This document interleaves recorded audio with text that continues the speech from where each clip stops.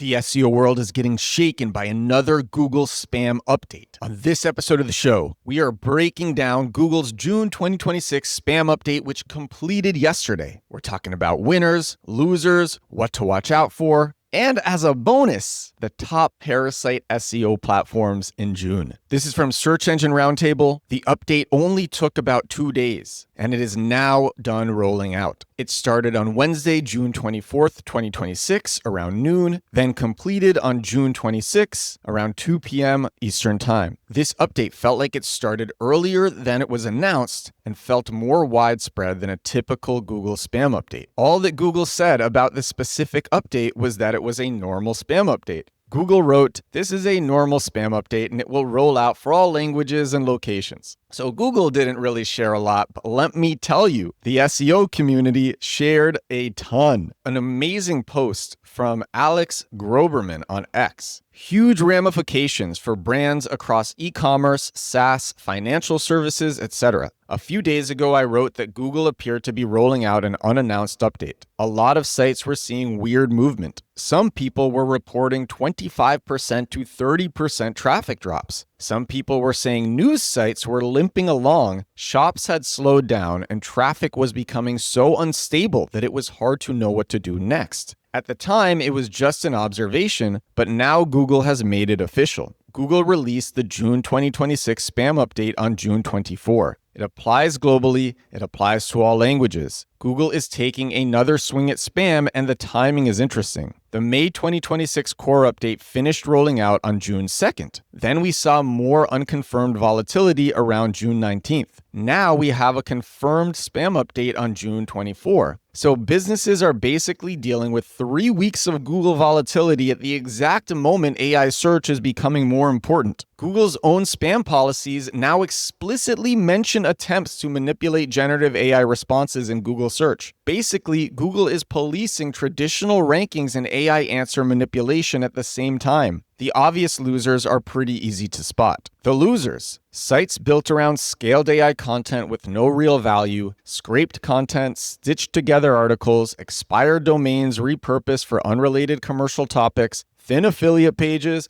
pages made mostly to manipulate rankings, pages made mostly to manipulate AI answers, fake authority, fake expertise, fake mentions, and fake topical coverage. Basically anything that exists because someone found a loophole and tried to scale it before Google caught up. In e-commerce, the sites most exposed are thin product pages, copied manufacturer descriptions, fake review pages, low-quality best product lists, outdated pricing pages, messy product feeds, and category pages with no real buying help. The sites in a better position, here we go, are the ones with original product information, useful category guides, current pricing, availability, shipping, returns, comparisons, customer proof, and clean product data. In finance, the risk is even higher because trust matters more. Generic finance explainers, affiliate lead gen pages, fake author profiles, outdated rate pages, thin calculator pages, and broad best credit card or best loan content with no real expertise are more exposed. The stronger sites have real credentials, current information,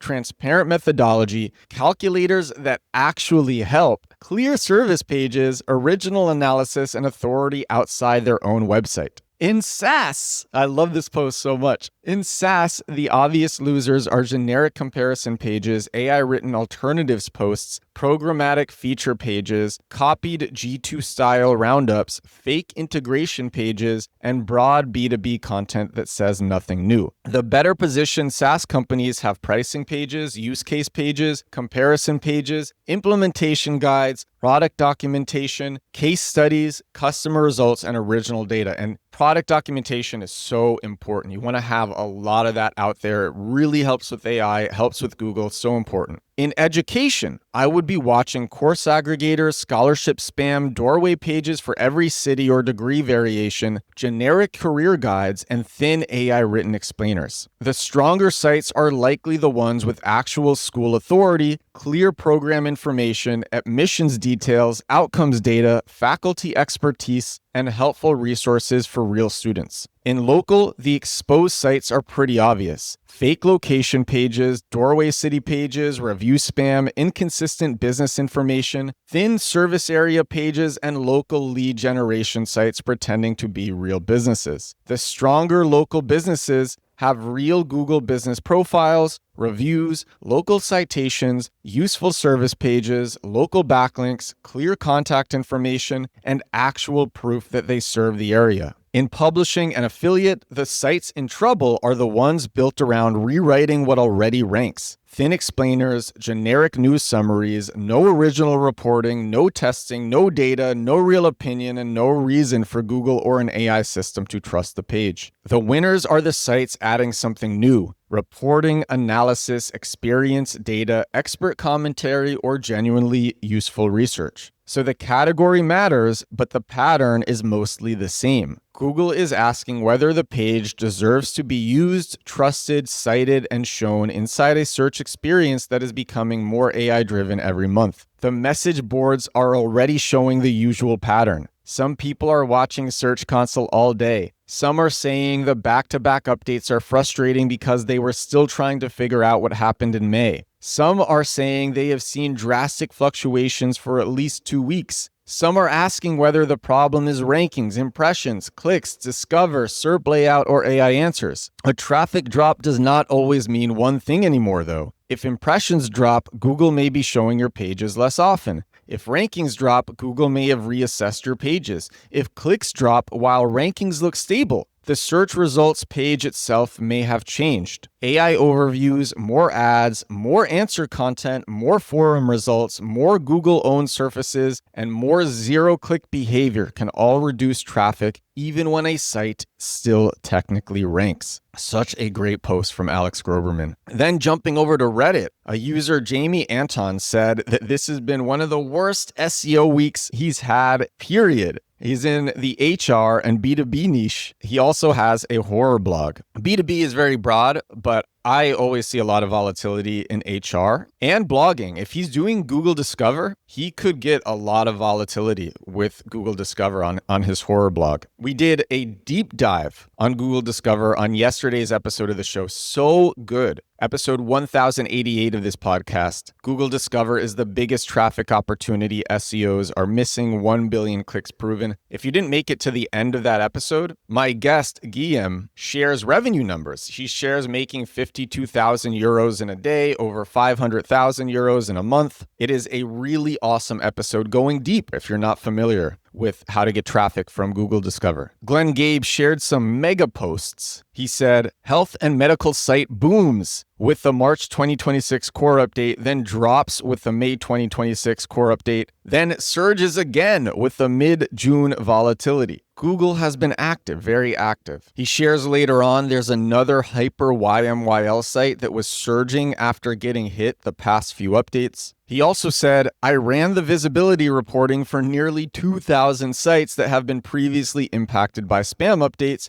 plus a number of sites that are currently spamming for AI search. And man, it's crazy to see the volatility over the past few weeks. He shares screenshots and says the first screenshot shows another Mount AI sighting. The site surges before the May core update, but it was short-lived. Then it crashes down in June when many other sites saw volatility. Again, beware of scaling with risky tactics. If you don't know what Mount AI is, it's publishing a ton of AI pages. You're publishing so much volume using AI, and you will get crazy ranking and traffic increases from Google. You'll go up and up and up and up. Google will catch a pattern, and then you will spike down. And your traffic charts look like a mountain. That's why it's called Mount AI, and you don't want it because it's very hard to recover from that. He shares another screenshot, says it's from Grokpedia, which is X's Wikipedia alternative that is made by AI. And I've done lots of episodes on Grokpedia. Episode 920 of the show, Google versus Grokpedia, the AI encyclopedia that exploded from 19 clicks to 3.2 million clicks. Great episode. Glenn Gabe says Grokpedia has surged like crazy recently. It got hit, but now it's almost back to where it was. I can't imagine this will continue, but it's up heavily now. And then in the coupon space, I came across a powerhouse in coupons that got hammered by the May core update and now more with the June volatility. Huge drop showing across tools. Spot checking the SERPs does show it's gone for many of those queries. The only good news for them is that Q4 is the most important time of the year, and they do have time to work on things. So they got hit really bad with this update, but they have time to fix it. Glenn talks about the gambling niche, says that it has been crazy volatile with this update, even more so than normal. This is from Luckforest on X. Here's the short version. If you're building a normal site and not gaming the system, you're probably fine. Spam updates go after manipulation, not regular sites that have an off week. That's a great take. But there are a few practices that are definitely fishy to Google, and you should be careful here. Cloaking, showing Google one version of a page and real visitors another. Sometimes people do this by accident with aggressive redirects or serving different content based on the user agent. If a human and Googlebot see different pages, that's cloaking even if you didn't mean it. Link spam, buying links, mass link exchanges like I'll link to you and you link to me, or cheap will build you 5,000 backlink gigs on Fiverr. This kills thousands of sites every year as people are impatient. Ranking organically on Google may take years. That is not true. So better plan long term. It's incredibly easy for Google to understand backlink profiles. If your page is full of trash links or mutual link exchanges, you'll get flagged. I like that part, but I disagree that it takes years. It could take,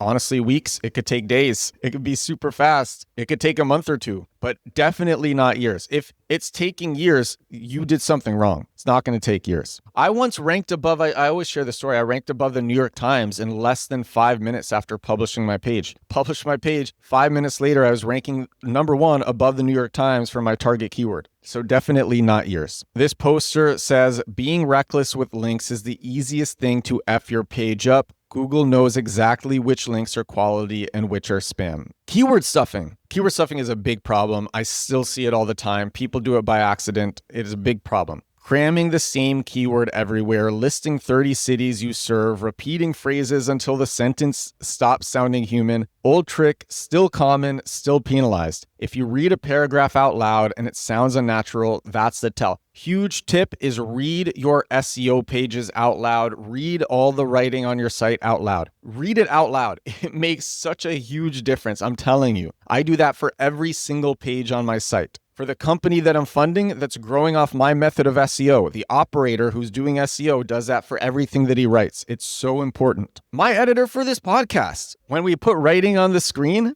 he reads it all out loud. It's so important. Okay, we're almost onto the Parasite SEO sites, but this post is finishing. Domain manipulation. Here's another thing that'll get you in trouble. Buying an expired domain that already has authority and slapping unrelated content on it to ride its old rankings. The thing these 4 have in common is they all try to trick the system instead of just being useful. And during these updates, Google is separating pages that is made for people and made to rank. So if rankings drop this week or next, don't guess. Ask yourself if you're genuinely trying to be useful with your page or if you're just aiming to move up fast. And fair warning, recovery isn't instant. Even if you clean things up, Google systems can take months to reassess. So a quick fix today won't mean a quick bounce back next month. Gaming the system is tempting, but Google can kill your business overnight. And finally, we just went from play it really safe to talking about Parasite SEO. Parasite SEO is black hat. It means using another site's high authority or priority in Google, like user-generated content to rank high. It is black hat, it is against the rules, it is extremely easy,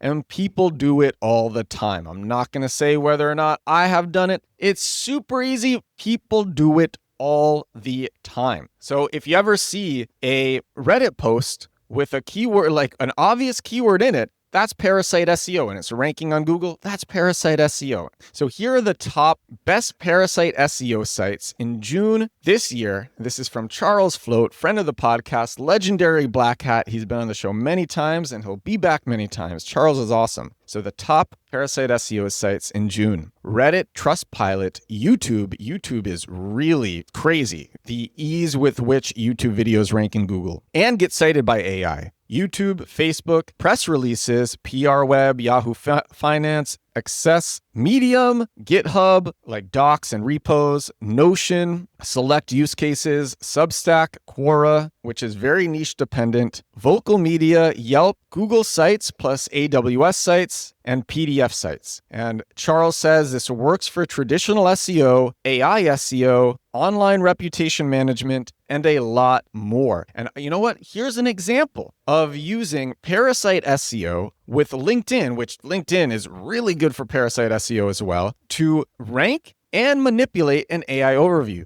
I shared this on Instagram and TikTok yesterday, and it's going viral. This guy wrote on LinkedIn, "Okay guys, just informing everyone I'm the world's most renowned AI visibility expert. Thank you for your attention to this matter." Then he shares that same day, Google's AI overview calling him the world's most renowned AI visibility expert, citing the LinkedIn post. What? Then doing more independent research to explain why he's the world's most renowned AI visibility expert. Here's what people don't realize. The most clicked sites in Google are user-generated content. YouTube, Reddit, Facebook, Instagram, TikTok, LinkedIn, X. It is very common to use your keyword at the beginning of a social media post, then quickly see your post cited in an AI overview or even ChatGPT. Then if you want these posts to stick around for longer, you build backlinks to them to say these posts are important. But it's just crazy that this worked. Save years learning SEO that gets recommended by AI that specifically targets paying customers, users, warm leads calling you up at compactkeywords.com. That is everything for this episode of the podcast. This is episode 1089 of my daily search engine optimization show. If you want a method of doing SEO that is stable with core updates, with spam updates, that's not against the rules, gets crazy results. It is about doing SEO that specifically targets people looking for what your brand offers right now. They are looking for what your brand offers, but they don't know that your brand exists. And so you make pages targeting these searchers, and the pages that are made to convert, because these people already know what they want. They don't need you to explain what they want. They need you to explain why your business is appropriate for what they're looking for. So you learn how to find the things that these people are searching, how to target them with pages that are meant to convert, how to structure your site for these pages, how to build links, how to do a technical audit. So much is in this. It's my SEO course, Compact Keywords. If you haven't checked it out yet, you are going to love it. CompactKeywords.com. Hope you will take a look. That is everything for this episode of the show. If you watch this on YouTube, thank you so much for watching. If you listened on Spotify or Apple Podcasts, thank you so much for listening. And I will talk to you again tomorrow. Bye now.